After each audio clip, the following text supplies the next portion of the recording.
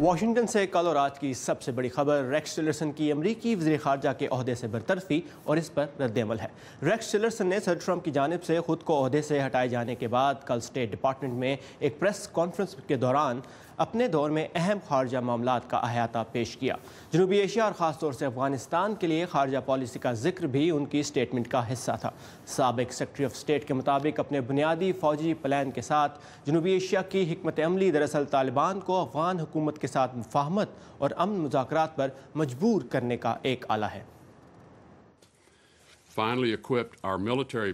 اس حکمت عملی نے پچھلے 16 برس کی سال بہ سال کے لیے بنائی جانے والی اسٹریٹجیز کے مقابلے میں ہمارے فوجی منصوبہ سازوں کو ایک قابل عمل منصوبہ دیا ہے۔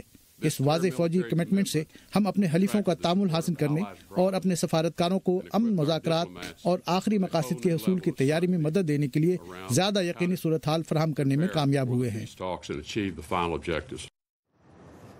ریکس ٹلرسن کو عہدے سے ہٹائے جانے اور CIA کے ڈائریکٹر مائک پومپیو کی نئی امریکی سیکرٹری آف اسٹیٹ کے طور پر نامزدگی پر امریکی عوامی نمائندے کس طرح کا رد عمل دے رہے ہیں، آئیے دیکھتے ہیں۔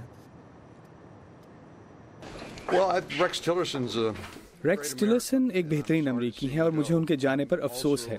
اس کے علاوہ مجھے مائک پومپیو پر بھی اعتماد ہے۔ ہمیں یہاں جو کچھ کرنا پڑتا ہے اس کے علاوہ 2 نئی تقرریوں پر ہونے والی ممکنہ لڑائی کے امکان کو دیکھتے ہوئے یہ مشکل ہوگا۔ تو مجھے ریکس ٹلرسن کے جانے پر افسوس ہے، لیکن مائک پومپیو کی ان کی جگہ تقرری بہترین انتخاب ہے۔